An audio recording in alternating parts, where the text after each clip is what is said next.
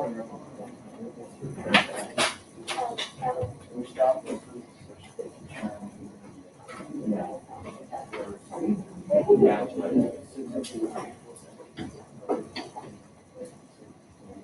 right, so again, proportions are a good way to attack this. Can somebody tell me a proportion they could have used for that first one in order to figure out what x was? Remember, notation could be helpful for this as well. Tell me a proportion used here. Okay, so you went with 6 over 9 to start, and then what did you set that equal to? All right, so that's an acceptable one. 6 was the side of the small triangle. 9 was those two pieces together, so the side of the big triangle. X was in the small one. 15 was in the large one. Okay, so that would have worked out okay. Did anybody write it any differently? Michelle, how do you do? Okay, 9 over 15 equals 6 over x. So 9 being the big triangle again, 15 being the big triangle, 6 small, x small. So that would have been okay. So any combinations of those, as long as we matched them up, would have been okay. What did you end up with a value? 10? Okay, 10. All right. Same idea on the second one. Now again, if it helps out, sometimes if you draw out the two separate triangles, it may make it easier picking out the pieces. So like here we got 3, 4, 5 for the small triangle. And then we had the bigger triangle that had y, x, 12 and a half. So now it's a little easier to figure out the pieces that are corresponding. For instance, what correspond to x?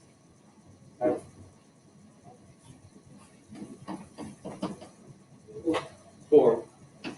X was in the big triangle, and the only thing we knew about the big triangle was 12 and a half, and it corresponded with the 5. So that could be a proportional use. What corresponded with y? 3.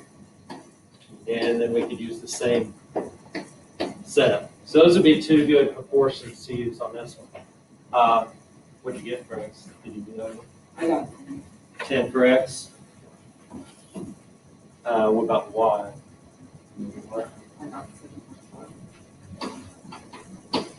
Okay. So nested triangles, sometimes they look confusing. Pull them apart makes it a little bit easier in order to find your pieces.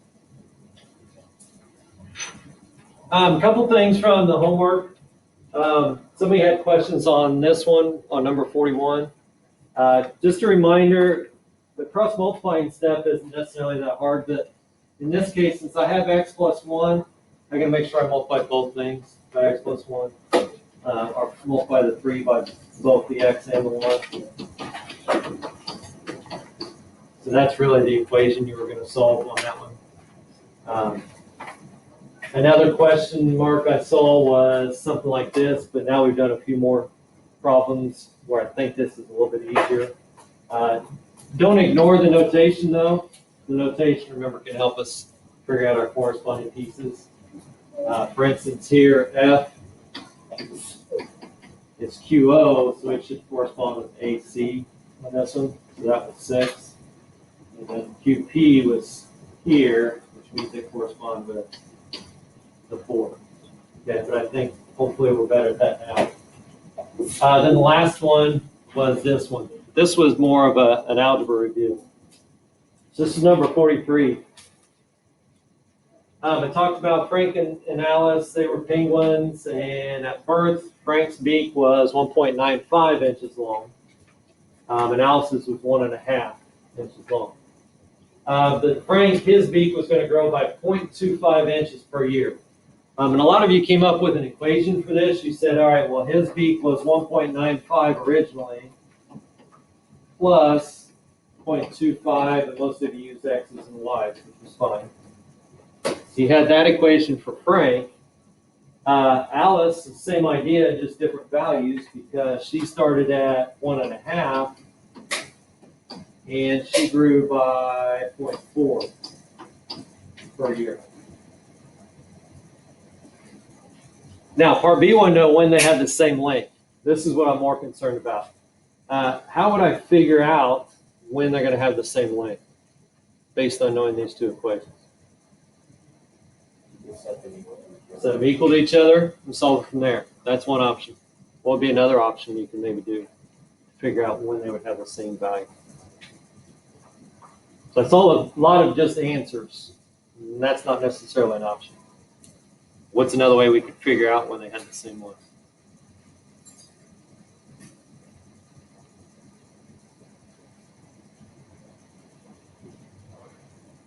What if I graph those two? What would I be looking for? When they intersect. So that's another option. If I put a table of values together, what would I be looking for? And what happens? When they have the same y value, right, for a certain x value. So you had options here, but one of the options wasn't just writing down an answer. We need to get out of the mode of just trying to write down answers. So I'm more worried about your process than I am necessarily where you end up, in a lot of cases at least.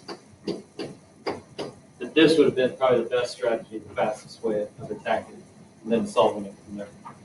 Right. But just keep in mind, I want to make sure that you're showing me your steps as you go along. All right, well, on Friday, we started a list for similar triangles. We said we had two ways of checking for similar triangles. We had what we called angle-angle, and then we had what we called side-angle-side. So angle-angle is when we had two angles here that were the same as two angles here. That made it similar. Side-angle-side was when we had two sets of sides that were proportional, and then we also knew about the angle in between being equal. We're going to have a way now of looking at a situation such as this. And we got to organize our thoughts for saying to somebody, okay, well, this is angle-angle, this is side-angle-side. Well, if we look at this picture, obviously this one's going to fit into that angle-angle category. But what we're going to start using is what's referred to as a flow chart in order to show somebody why we know that is true. So here's an example of a flow chart for this picture. Notice some parts to the flow chart.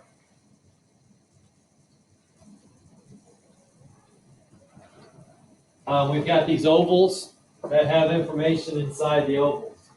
So one oval talks about the fact that angle A was the same as angle T. The other one talks about angle B is the same as angle P. Then from those two ovals, notice we have arrows coming off of that. Well, based on those two facts, these arrows tell me this is the conclusion I can make. I can say that angle or triangle CAB is similar to triangle QTP. And then outside of that oval there, we have our reason. And for right now, our reason has to fit into one of those two categories. It's either angle-angle or side-angle-side. So sometimes instead of just stating which one we're using, we're going to actually have to organize our thoughts into a flow chart. So let's say I had this picture here. And I'm trying to decide, first of all, if they're similar or not. And then once I decide that they're similar, I'm going to try to fit it into one of these two categories because I'm going to make a flow chart that would show that they're similar.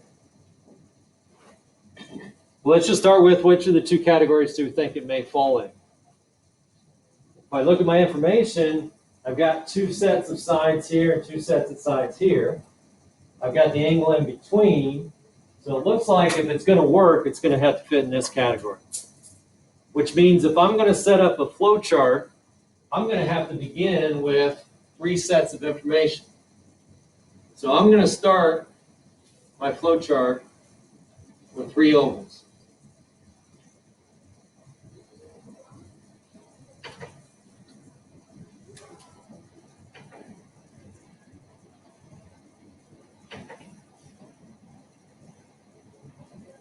So because my goal is eventually to show side-angle-side, I'm going to use three ovals to do that.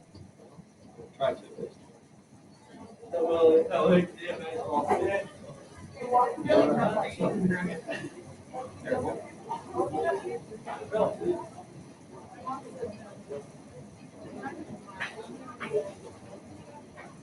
So let's think about what information I put in there.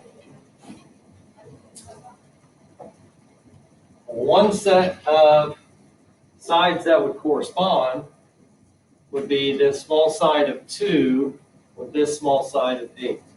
So I might say in one of these that 2 over 8, and I'm going to reduce it, is equal to 1/4.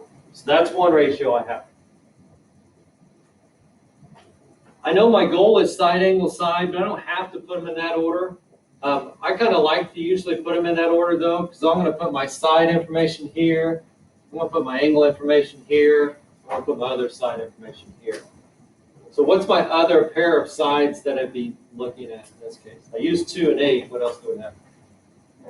3 and 12. And 3 and 12, does it still reduce to 1/4? Yeah, so they've got the same ratio. Then I had information about the angle that was in between them. So I have angle C, its measure was the same as the measure of angle R. So those are our 3 pieces of information that we were going to use. Well, those 3 pieces of information lead me to the conclusion that I want. So I want to make the conclusion that I had similar triangles. Well, to show that those 3 pieces of information help me get that conclusion, I'm going to draw arrows from those 3 pieces. And then I'm going to state that conclusion. So our conclusion here is that triangle, and it doesn't matter what order I start in, I'm going to start DCF. I do have to make sure I match it up correctly. So what should I be starting with over here if I started with DC to start? T? Yeah, I start with C, sorry. So T, then what? R, and then Q. Now, what was our reason? Which of our 2 categories? Is that an angle, side angle, side? And that's what I'm going to write out here, side angle, side, similarity. So if I ask you to write a flow chart that would show those 2 triangles are similar, this might be what the flow chart looks like, where I have my ratio, my angles, my other ratio, leading to that conclusion of the triangles being similar. And then we always want to make sure we include that final step of saying what angle or what reason we use. So why don't you guys see if you can make a flow chart for this next situation. So I've got this picture here. I'm trying to show those 2 triangles are similar, but I want a flow chart that's going to show that those 2 are going to be similar to each other. All right, so take a shot at that. See if you can figure out, first of all, have a goal in mind. Am I looking at angle, angle, or side, angle, side? That'll tell you how many ovals to start with.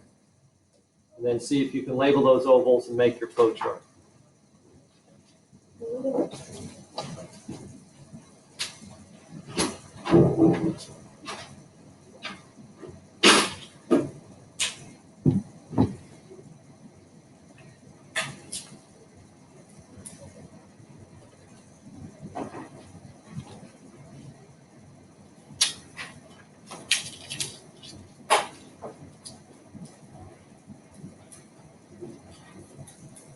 Again, have a goal in mind first. Am I talking about angle, angle, or side, angle, side? This is from, that was due yesterday. Yeah.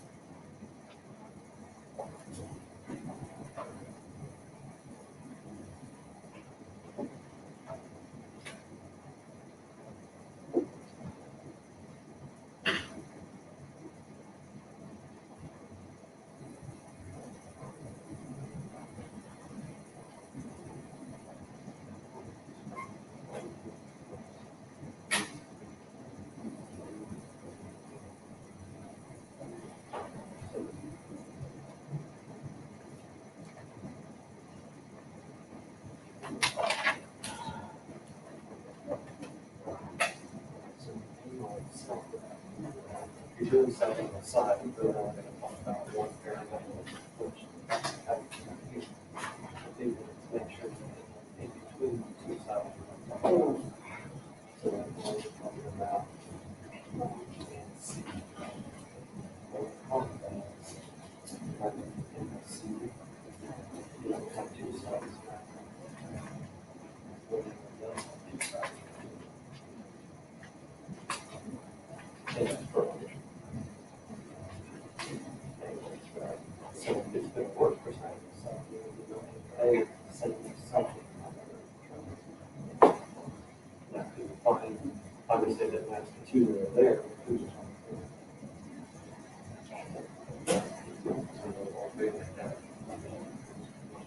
Right. So if you use two on the hill round, find the group. That's good. And then I can use that one.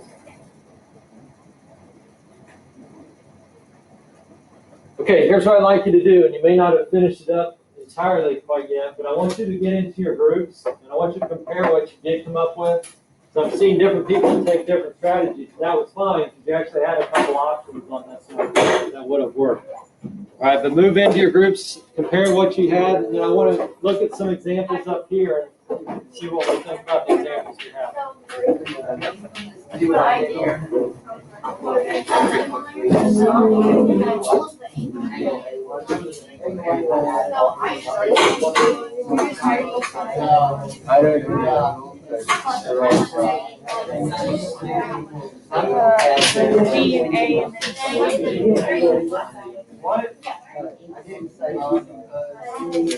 You both have to do 5. And then the one-on-one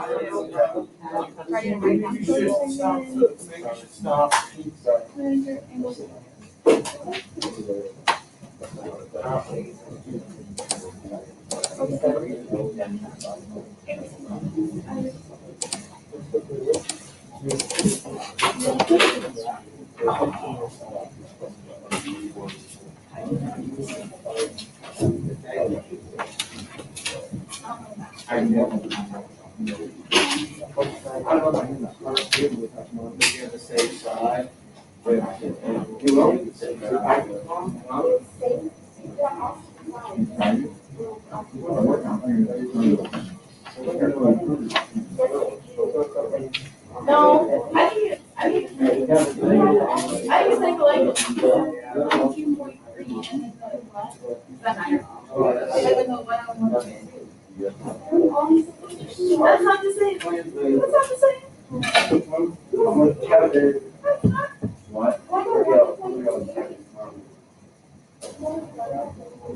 I'd like to see some examples, so decide within your group of what you feel like might be a good example to show.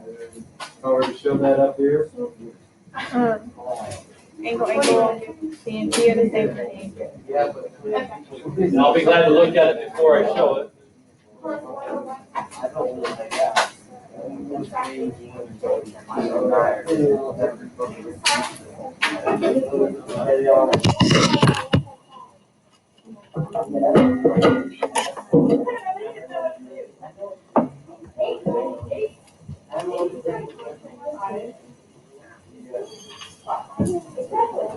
Yeah.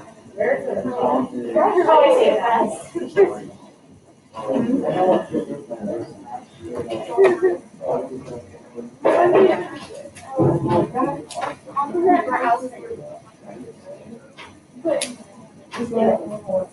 All right, before we look at examples, let's think about what we could maybe fit this into as far as could it fit in angle or could it fit into side angle side? I always I like to check angle first because that's the fastest one, especially if I got to draw out a flow chart. I want to draw out the smallest number of circles that I have to. So I'm going to always check this first and see if it's even a possibility.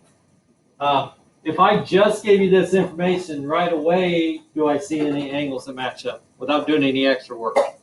Yeah, what's one of them? Angle CNT. Yeah, I definitely have these two, right? But then when I look for that second angle, it doesn't jump out at me. Obviously, the two that are listed are not the same. Now, that doesn't mean that we're out of luck on angle, because I still have that third angle that maybe that would help me out. So when you looked at these two angles and put them together, how much did that leave me for that third angle?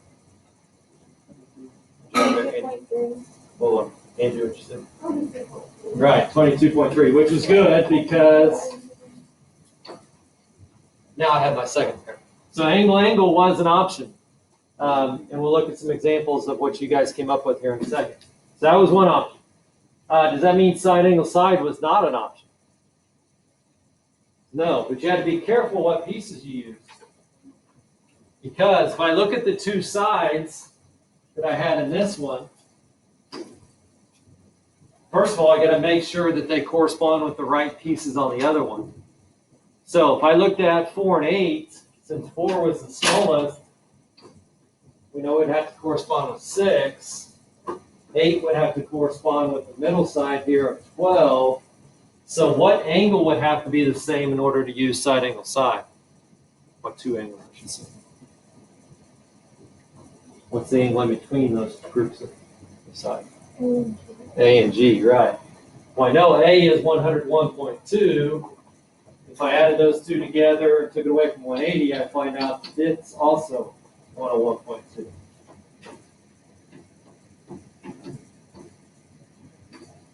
So that was another option, side angle side. You just had to make sure you used the right pieces when you did the side angle side. So who had an example of an angle flow chart that their group did?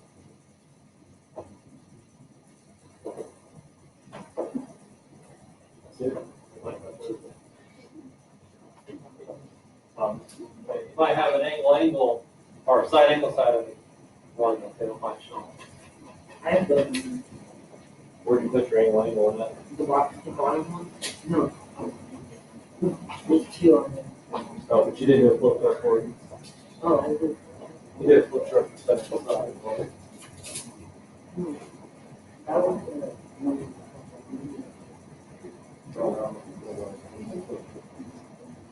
You might have a flow chart for angle.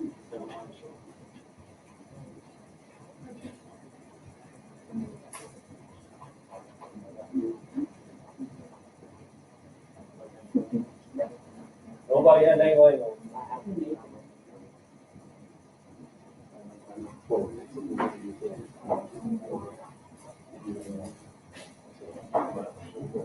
All right, so here's an example of each that could work. We'll start with the angle one.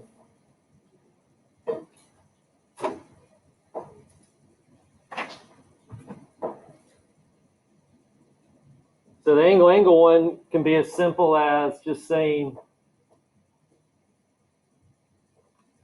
measure of angle I is the same as measure of angle T. Okay, if we look up here, it's a lot easier to follow.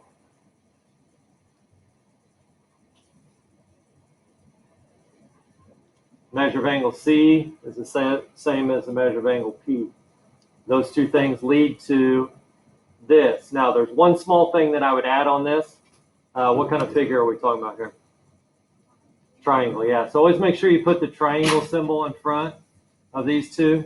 The other thing is, what kind of triangles do we have here? Well, I mean, are they similar or congruent? Similar. So we want to use the similar symbol, this symbol here that we have. So we might write this slightly different, but the idea is right on that one. And then we have the angle reason. The side angle side. Here's an example of the side angle side. Again, it doesn't have to be in the side angle side order when you write it, but we should have two pairs that have the same ratio. The angle in between them was the same. In this case, it had to be C and P. We say these two triangles are similar, and our reason is side angle side. All right, so a flowchart's a way of organizing our information. One other small thing I would say on this one is we want to make sure our arrows are pointing in the direction of our result. So since this is leading to that, we would throw those arrows telling me that they lead to that. So being able to organize our information is going to be important because we're going to expand upon that as we get more and more concepts that we look at. So I'm going to have you guys try some other ones in your group. Now this sheet that I'm handing out, it says group quiz. Don't worry about the quiz part. It's not really a quiz. But there are 3 examples on there. Each one has a situation where the triangles are similar to each other. What you're going to try to do is write, first of all, a flow chart to show that the triangles are similar.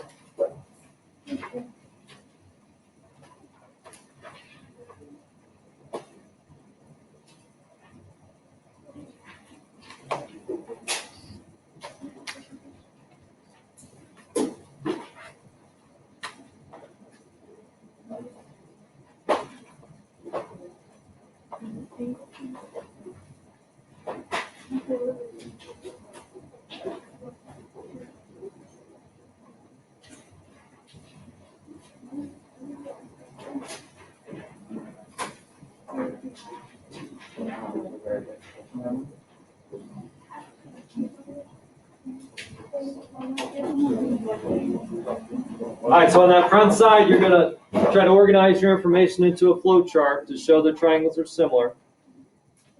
And all 3 of those are sets of similar triangles, so you don't have to worry about them not being similar. Then on the back, you're asked to find, using those figures, you're asked to find some missing pieces for those different triangles. All right, but start out by trying to set up your similar flowchart situation, and then find the missing sides on the back.